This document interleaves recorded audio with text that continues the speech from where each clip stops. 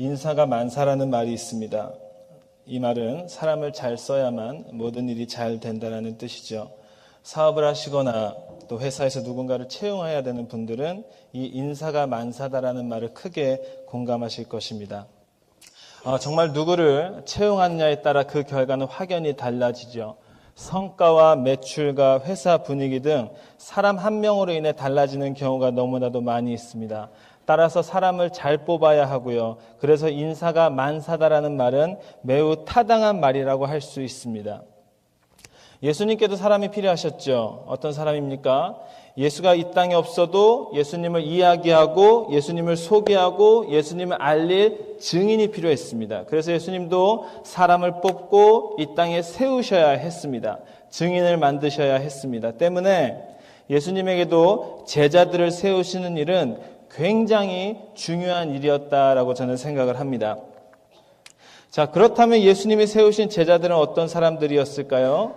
인사가 만사다라고 하는 이 명언의 관점으로 봤을 때 예수님이 세우신 이 사람들은 과연 그 자격과 성품과 그 모든 것들이 합당한 사람이었을까요? 아니면 비합당한 사람이었을까요? 그것을 오늘 한번 살펴보기를 원합니다. 자, 첫 번째 제자는 베드로입니다. 베드로는 어부죠. 어부는요, 당시 아주 보편적인 직업이었지만 이 어부라는 직업을 통해 우리는 베드로가 어느 정도 수준 이하의 그러한 사람이었, 충분히 교육을 받지 못했던 사람이었음을 우리는 가늠할 수 있습니다. 또 베드로는 굉장히 다혈질이에요. 큰 소리 뻥뻥 치죠. 예수님에도 혼나는 장면도 있어요. 또 베드로는 가장 그 명예를 실추시켰던 사건이 무엇이냐면은 예수님께서 군인들에게 잡혀가시는 날 밤 어떻게 했습니까? 닭 울기 전에 예수님을 부인했습니다. 그게 베드로라는 제자, 수제자죠. 이 수제자의 모습이었습니다. 다른 제자입니다. 요한이죠. 그도 역시 어부였습니다. 충분히 교육을 받지 못했을 것입니다. 또한 요한은 보아너게라는 별명이 있습니다. 보아너게는 우레의 아들이라는 뜻인데 우레, 천둥을 동반한다는 이야기죠. 아주 성격이 불같았을 거예요. 아주 강했을 것입니다. 그리고 또 요한은요, 주님의 우편에, 주님의 좌편에 내가 앉고 싶습니다라는 야심도 있었어요. 정치적인 사람이었고요. 기회주의적인 사람이었고요. 그러한 사람이 요한이었습니다. 다른 제자는 마태죠. 마태는요, 출신이 화려합니다. 세리 출신입니다. 세리는 세금을 거두는 사람들을 의미합니다. 세리는 근데 지금처럼 세금을 걷는, 세금 시즌이죠. IRS에서 이렇게 보기 좋은 그런 잡이 아니라 그 당시에 세금을 걷는 것은 굉장히 백성들에게 멸시와 배척과 좀 보기 싫어하는 그런 사람들이었어요. 왜냐하면은 이 세리직을 통해서 이 많은 부당한 이익을 세리들이 챙겨나갔기 때문입니다. 그래서 도둑이다, 거짓말쟁이다라는 이러한 별명이 있는 직업이 바로 세리들이었습니다. 따라서 세리 마태, 그는 특별했을까? 아니에요. 똑같은 종류의 사람이었을 것입니다.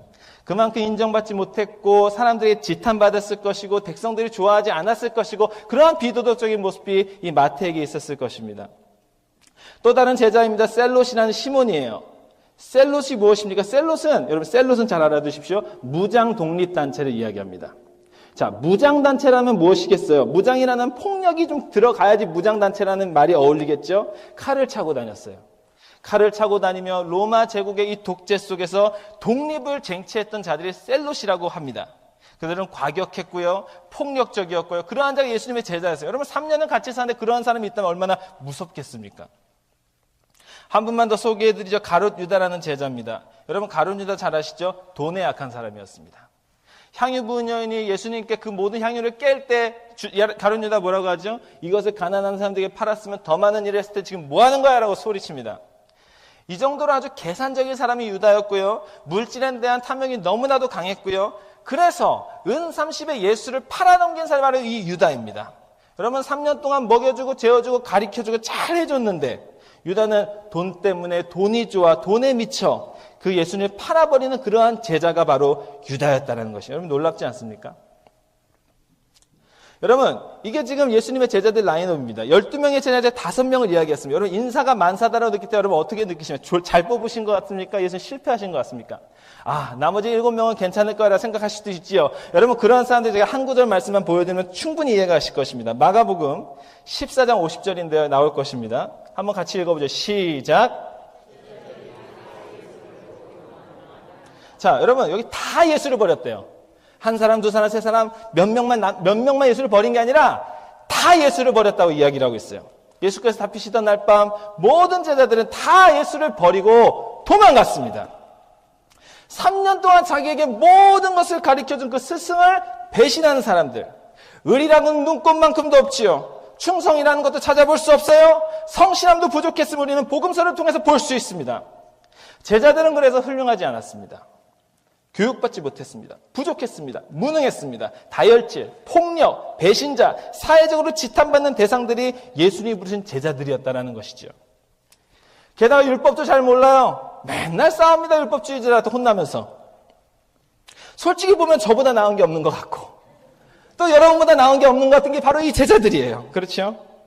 그런데 여러분, 만물의 주이신 예수님께서 그런 부류의 사람들을 뭐가 부족하다고 부르셨습니까? 아주 창피하고 이해가 되지 않는 부분이 어쩌면 오늘 이 명단일 수도 있습니다. 그래서 예수님의 인사가 실패한 것처럼 느껴지기도 합니다. 하지만 지금부터 반전을 드리죠. 성경을 보면 놀라운 일이 벌어집니다. 이렇게 부족했던 제자들이요, 아주 실망스러운 모습을 보여주는 이 제자들이요, 예수님께서 승천하신 후 삶이요 완전히 변화돼 버립니다. 할렐루야. 진지해졌고요, 이전과는 다른 모습 하나님을, 예수님을 사랑하기 시작했습니다. 어떻게 변했을까? 제가 그것을 말씀드리죠. 죽은 유다를 제외하고는 11명의 제자들은요, 모두 다 부활하고 오신 예수님을 만나고 그 다음부터 그들의 삶을 아주 진지하게 주님께 올인하기 시작했습니다. 지난날을 회개했고요, 온전히 주님만을 따르며 살아가는 모습을 우리 사도행전을 통해서 볼 수가 있습니다. 그 결과 모두가 다 예수 그리스도를 끝까지 전하다가 순교를 당하는 그 순교자로, 그 증인으로 그들의 인생을 마감하게 됩니다. 그 수준 낮은 사람들이, 그 예수님을 다 버리고 도망갔던 사람들이 이제 후로는 정말 주님을 위해 목숨도 아끼지 않는 놀라운 레디컬한 그런 그리스도인으로 변한 것입니다. 진짜 제자로서의 삶을 살았다는 것입니다. 여러분, 이것은 우리에게 큰 도전과 은혜와 감동을 주는 사건이 아닐 수 없습니다. 할렐루야. 제가 좀 시간이 걸리더라도 이 이야기는 꼭 드리고 싶습니다. 제자들의 죽을 때의 모습입니다. 제가 다 읽어드리죠. 베드로는요, 선교하다가 십자가에 거꾸로 달려 순교했습니다. 야고보는요, 복음 증거하다 헤롯 왕에게 순교했습니다. 요한은요, 밤모섬에 유배당에 외롭게 살다가 죽었습니다. 안드레는요, X자로 십자가에 달려 순교했고요. 빌립은요, 터키에서 십자가에 달려 순교했고요. 바돌로메는 알메니아에서, 도마는 인도에서, 마태는 에디오피아에서, 야고보는 애굽에서, 다데오는 수리아 지역에서, 그 깡패 시몬은 예수를 전하다 십자가형을 당해 순교했습니다. 따라서 우리가 오늘 읽은 이 본문 명단은요, 그냥 이름들이 아닙니다. 정말 위대한 사람들의, 정말 예수를 사랑했던 사람들의, 정말 예수님의 목숨을 아끼지 않은 사람들의 그 놀라운 하나님의 제자들의 명들입니다. 할렐루야. 여러분, 우리가 지금 어떻게 예수를 믿게 되었습니까? 다 이 제자들의 순교 때문 아닙니까? 단 12명의 제자들을 시작했던 예수님의 제자들, 그들은 부족한 사람들이었지만, 실패도 있었지만, 하지만 그들은 다시 주님의 인생을 드리기 시작해 그들의 목숨을 걸고 복음을 전했습니다. 하나님의 미랄이 된 것이죠. 그 결과 2000년이 지난 지금 우리를 보면 이 땅에 20억 이상의 그리스도인이 살고 있습니다. 할렐루야.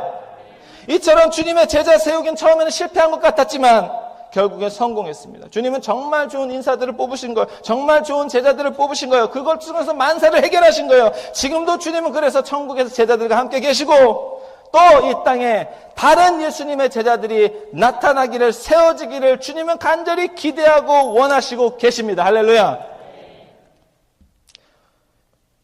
오늘 슈퍼볼이 열립니다. 몇 시죠?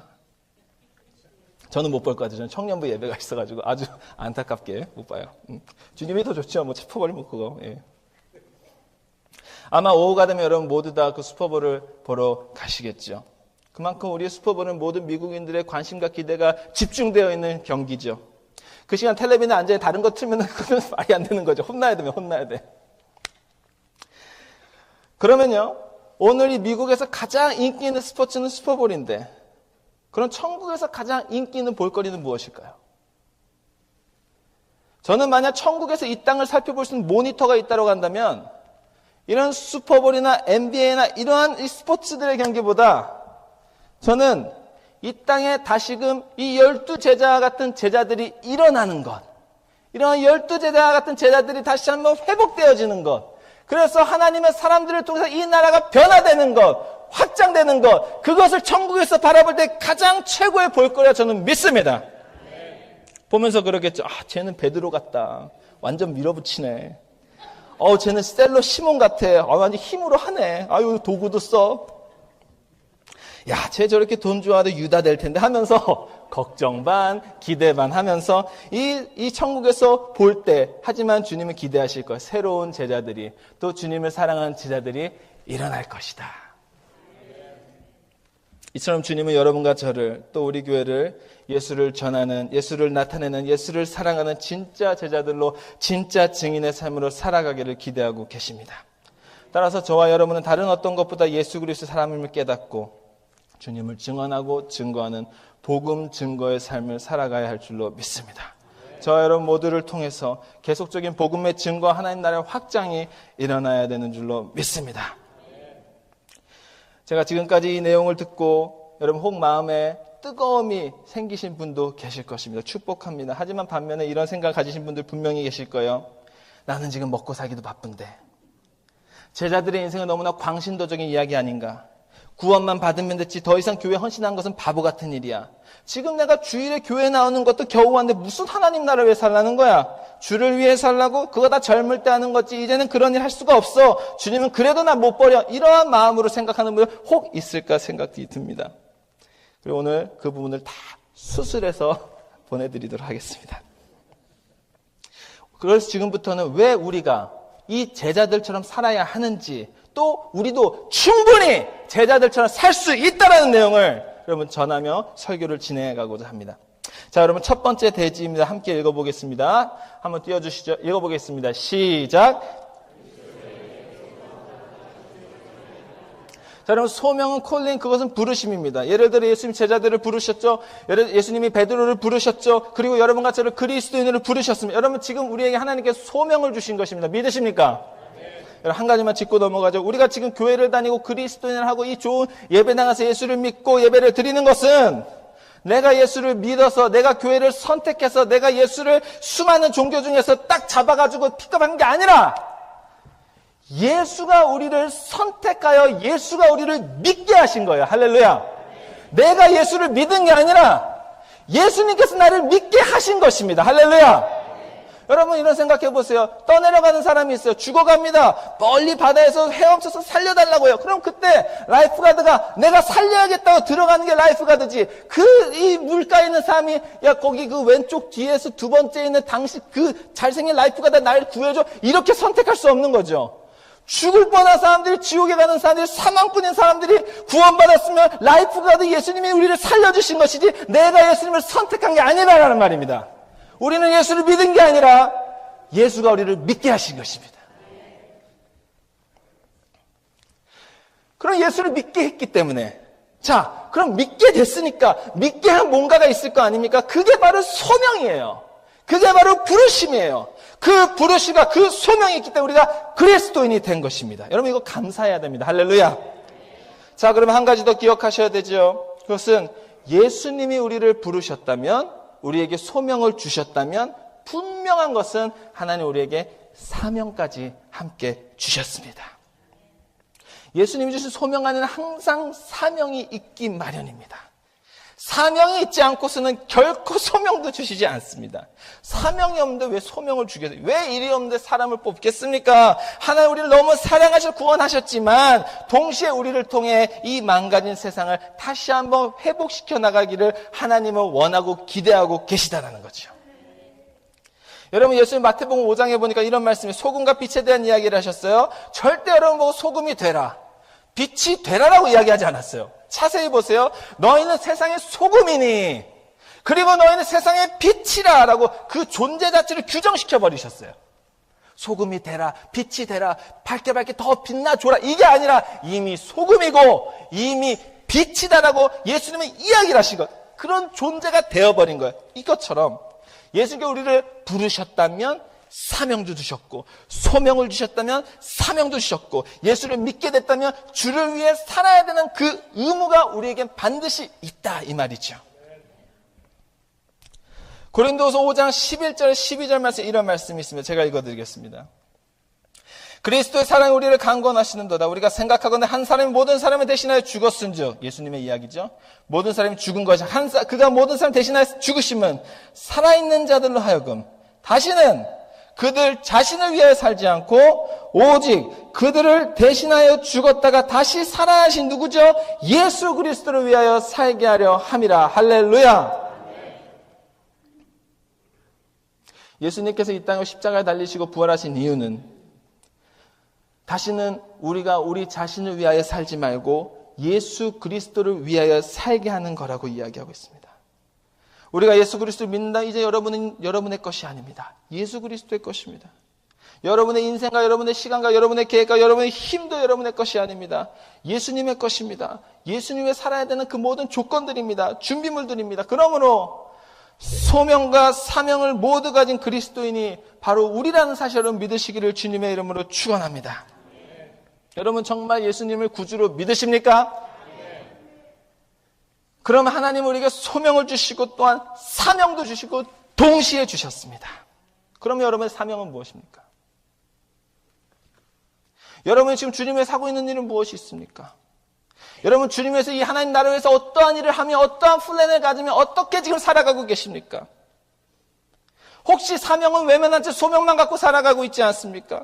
그리스도인 된 것만으로 만족하며 살고 계지 않으십니까? 잘 믿지도 않으면서 믿어 구원받다고 이야기하면서 그냥 내 맘대로 내 식대로 이 세상을 살아가고 있지는 않으십니까? 미국이 바쁘니까, 미국이 힘드니까 뜨겁지도 차갑지도 않은 그런 미지근한 신앙생활하며 살아가고 있지 않습니까? 계속 이민생활 힘들다고 하는데 한국은 쉬운 줄 아십니까? 미국 사는 미국인들은 그건 쉽습니까? 다 힘들고 다 어렵고 다 아프고 다 그래요. 그건 피할 수 없는 삶이에요. 그런데 그 피할 수 없는 삶에서도 우리는 예수 그리스도에 대한 사명을 이루며 살아가고 있냐 이 말입니다. 이천에서 갈보리 선사에 죽으시고 예수 그리스도 우리 눈앞에 보이지 않는다고 우리가 너무 막 사는 거 아닙니까? 하나님이 지금 내 옆에 있는 것 같지 않다 눈에 보이지 않는다는 이유만으로 너무나 그분의 죽음을 모른 채 하며 살아가고 있는 것은 아닙니까? 도대체 우리 하나님 나라에서 어떠한 사명을 감당하며 살아가고 있는 것입니까? 혹시라도 주일 예배 한번 참석하는 것만 해도 사명이라 이야기하고 있지 않습니까? 어렸을 때 젊었을 때 예수를 잘 믿고 헌신했다고 여러분의 부모세 여러분 잘 그렇게 믿었다고 지금 나의 사명을 다 감당했다고 이야기하고 있는 건 아니시죠? 순교하는 분들도 있는데 말입니다. 여러분 주님은 지금도 여러분 한 분 한 분을 통해서 하나님의 나라를 확장시키는 놀라운 계획을 갖고 계십니다. 하나님 나라는 무엇이면 간단해요. 하나님이 통치하시는 나라, 하나님이 다스리시는 나라, 하나님이 왕으로 불려지는 나라가 하나님 나라입니다. 인간의 룰과 인간의 생각과 인간의 습관과 인간의 간습과 인간이 만드는 모든 편법들을 갖고 내가 숙고한 것을 다스리는 게 아니라 하나님의 말씀과 하나님의 진리, 하나님의 마음과 하나님의 사랑이 통치하고 다스려지는 그곳이 바로 하나님의 나라입니다. 하나님 나라가 확장되면 우리 자녀들 그 학교에 계속 이상한 법들이 들어오는데 그것도 다 무산될 수 있어요. 이 나라가 세운 동성애법 같은 거 하나님 통치로 다 사라질 수 있어요. 우리가 속한 가정과 사회, 정치가 모든 분야가 하나님의 공의, 하나님의 정의로 다스려질 수 있어요. 가정도 회복되고요. 관계도 회복되고요. 세상이 이룰 수 없는 사랑을 우리 주변에서 느낄 수 있게 됩니다. 하나님의 나라가 이 땅에 가운데 펼쳐지면요. 그 사명이 저와 여러분에게 있어요. 그런데 그 사명을 무시하고 모든 그리스도인 무관심하게 살아가고 있지요. 그렇기 때문에 사탄에게 끌려다닐 수밖에 없는 거고 하나님 다음에 사탄이 세다는 생각을 하고 있는 거예요. 하나님 다음에 센 건 사탄이 되면 안 됩니다. 우리가 되어야 합니다. 하나님의 자녀들이 더 사탄보다 세야지 우리가 사탄보다 져선 되겠습니까? 그런데 우리가 사명을 갖고 살아가고 있지 않기 때문에 사탄에게 끌려가 사탄이 2위가 된 것입니다. 여러분 이 세상을 하나님의 힘으로 다시 한번 바꾸는 것이 바로 여러분과 저의 사명입니다. 할렐루야. 많은 사람이 그런 이야기를 하시죠. 주님 위해 살고 싶은 시간이 없다고요. 그런데 왜 우리는 쇼핑할 시간은 있고 정원 가꾸는 시간도 있고 다른 모든 것을 할 시간도 있고 친구에게 전해서 이 얘기 저 얘기 할 시간이 있으면서 왜 하나님을 위한 시간은 없는 겁니까? 왜 신랑 대신 예수 그리스도를 위한 시간은 없는 것입니까? 기도하며 말씀을 전도하며 조금이라도 남을 돕는 시간 왜 우리에게 전혀 생겨나지 않는 것이죠? 어떤 사람들 돈이 없어 주님 위해 살 수 없다고 돈 벌어야 되니까요. 근데 왜 새로운 차만 나면 차를 바꿀 생각합니까? 왜 우린 부동산에 미쳐있죠? 왜 우리가 지금 있는 옷은 무엇이며 불러오는 배는 무엇입니까? 정말 돈이 없어서 주의 일을 안 하는 겁니까? 믿음이 없어서 주의 일을 안 하는 겁니까? 가난하신 분들도 계시죠. 그러나 주님은 그렇게 큰 거 우리에게 원하지 않으십니다. 우리의 마음과 우리의 열정과 우리의 노력을 원하시는 것입니다. 어떤 사람들은 나이가 많이 들어서 주님을 위해 살 수 없다고 이야기하죠. 그리고 여러분 감히 말씀드립니다. 여러분 여호수아서에 나오는 그 갈렙이라는 사람이 있습니다. 갈렙은요 85세의 나이에 여호수아에게 나가서 이 산지를 내게 주소서라고 하면서 땅을 달라고 했던 사람이에요. 갈렙이 요구했던 땅은 헤브론인데요. 그 헤브론은요 그 여호수아 시대 가장 점령하기 힘들었던 땅이에요. 가장 나이 많았던 갈렙이, 가장 노인이었던 그 갈렙이 믿음을 가지고 여호수아에게 나오는 말은 저 헤브론을 달라는 거예요. 이미 점령한 요단 동편이 아니라 저 헤브론을 나에게 달라는 거예요. 내가 가서 싸우겠다라는 거예요. 여러분 이 말은요 하나님 위해서 싸우다 죽겠다라는 것입니다. 하나님 위해서 죽기까지 싸우겠다라는 것이 그게 갈렙이었습니다. 그게 85세 노인의 고백이었습니다. 할렐루야.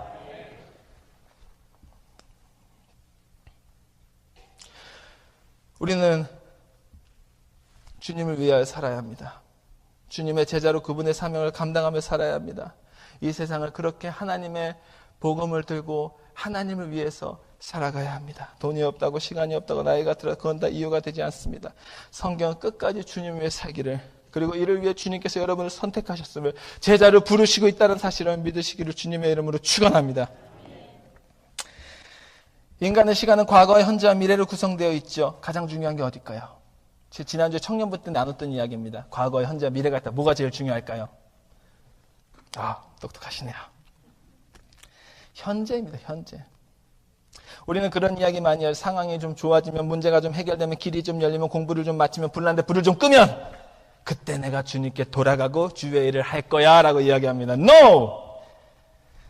그러다 주님이 오늘 재림하시면 어쩔 거예요? 그게 바로 기름 불 붙이다가 기름 없어서 등 갈러갈 때 사이에 주님 오셔서 천국 못 들어간 그 열천의 비유가 바로 이런 내용 아닙니까? 오늘날 정말 미국을 사는 모든 젊은 사람들의 이 생각이 팽배합니다. 그러니 내 맘대로 살아요. 주님 오실지 모르니까. 주님 빨리 올 거라 생각하지 않아요. 그러니까 이 땅의 것을 소망하면 살아요. 하나님을 두려워하는 모습은 전혀 보이지 않죠. 여러분 엊그제 대만에서 6.4 강진에 건물이 무너진 사상자가 나왔습니다. 한국에서는 신학교 교수이자 목사라고 하는 사람이 딸을 주고 미라가 될 때까지 시신을 방치했습니다. 중동은 심심한 전쟁을 일으키고 북한은 이제 수소탄을 개발했다는 말은 미국까지 그걸 쏠 수 있다는 거예요. 그리고 어제는 예비로 미사일을 쐈대요. 말세입니다. 여러분 이 모든 것들이 마지막 때 일어난 일이죠. 이러한 일을 볼 때 정말 주님이 오시겠구나, 주님이 곧 오시겠구나, 여러분 그런 것이 느껴지지 않으십니까? 여러분 진도 조금만 지진만 나도 우리가 허겁지겁 놀라가지고 배낭에 라면 넣고 물 넣고 뭐 온갖 넣고 이러고 자면서 왜 이러한 이 세상에 벌어지는 수많은 말세 이러한 일들을 보면서 우리는 여전히 내일은 괜찮겠지 이런 생각하면 살면 안 된다. 말세이고 마지막 때이고 그렇기 때문에 이때 우리가 더욱더 집중해야 될 것은 예수 그리스도라는 것입니다.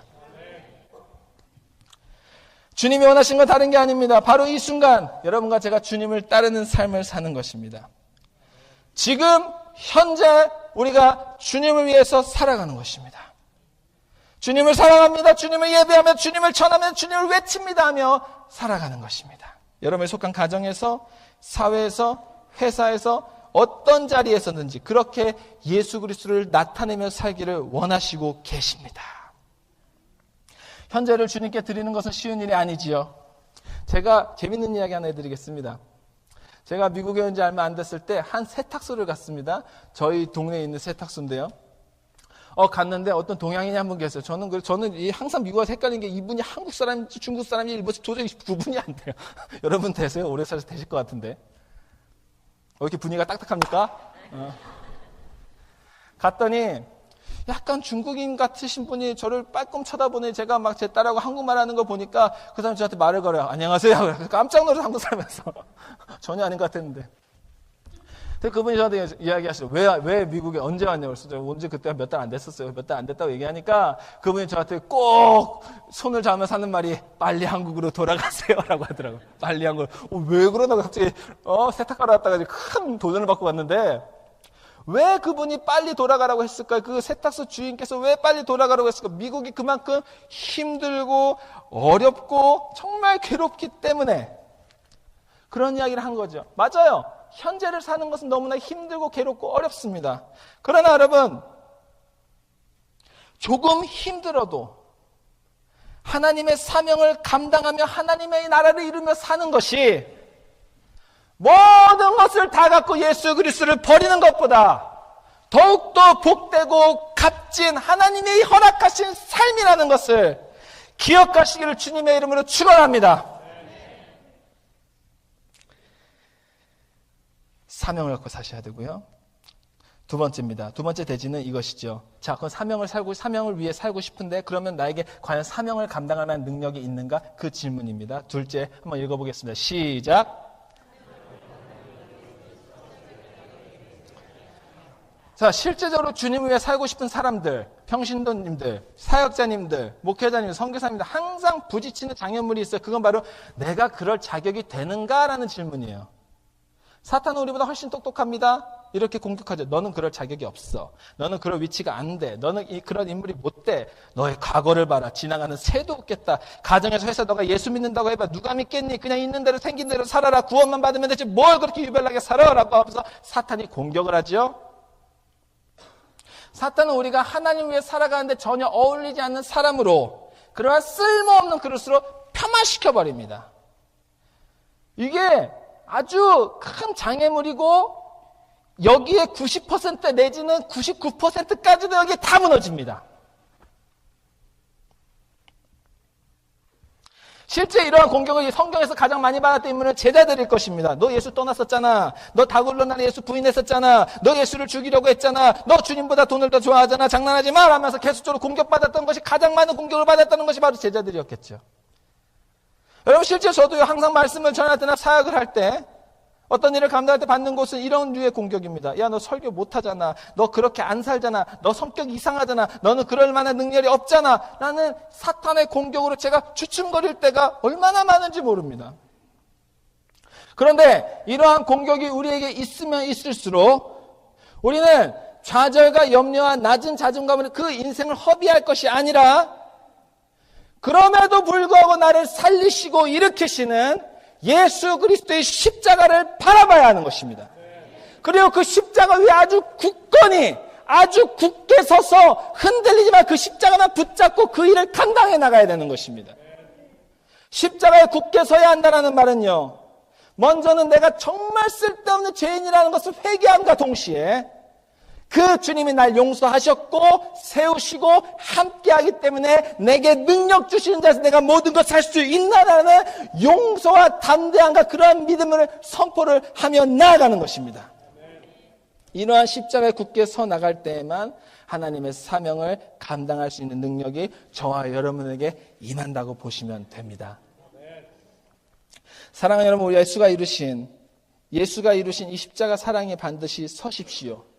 그때 우리 가운데 두려움이 사라지고 조급함이 사라지고 염려와 근심과 걱정이 사라지고 나약함이 사라지고 좌절이 사라지고 우울증에서 해방될 수 있습니다. 가난해도 아파도 고생해도 힘들어도 십자가 위에 날 세우신 그 예수를 바라볼 때 우리는 주님을 위해 살 수 있게 되는 것입니다. 그 방법 외에는 하나님을 위해 살 수 있는 방법이 전혀 없습니다. 그것을 붙잡아야 되는 것입니다. 주님이 맡기신 가정, 주님이 맡기신 사업체, 주님이 맡기신 교회의 일, 어떠한 하나님의 일들까지라도 우리가 십자가를 붙잡고 그 위에 굳게 설 때에만 하나님의 일을 감당할 수 있게 되는 것을 믿으시기를 바랍니다. 여러분, 여기 종이가 한 장 있습니다. 이 종이는 굉장히 약하죠. 제가 펜을 갖고 왔어요. 자, 이 종이를 제가 펜으로 찌른다고 생각을 해봅시다. 구멍이 났어요. 구멍이 나고요. 좀 넣고 찌르면 다 찢어집니다. 그런데 이 종이에 뭐가 받쳐 있다고 생각을 해보십시오. 아무리 찔러도 아무리 뚫어도 흠집은 날지언정 조각나지 않습니다. 여러분, 우리는 이 종이와 같은 인생들입니다. 우리는 너무나 약한 사람들입니다. 치면 부셔지고 혼자 살면 찢어지는 인생들입니다. 그러나 우리가 십자가 위에 바로 설 때 십자가를 바치고 살 때 우리는 찢어지지 않을 수 있습니다. 넘어지지 않을 수 있습니다. 넘어서도 일어설 수 있습니다. 회복할 수 있습니다. 주님의 나라 위해서 살 수 있습니다. 할렐루야! 말씀 맺겠습니다. 사랑의 주님께서는 여러분 각자에게 하나님 나라라는 큰 계획을 가지고 계십니다.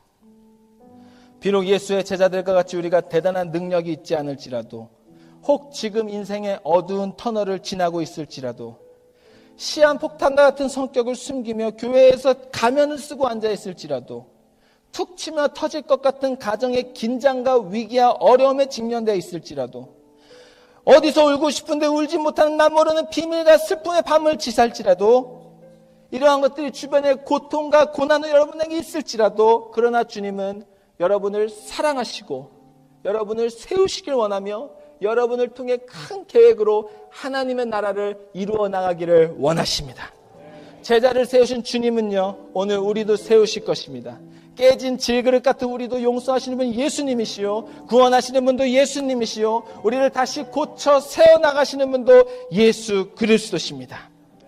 그러므로 이 땅에서 우리가 해야 할 일은 나도 예수의 제자들이라는 사실을 기억하시고 주님이 주신 소명과 사명을 갖고 십자가 위에 굳게 서서 다시 한번 하나님 위해 사는 것입니다.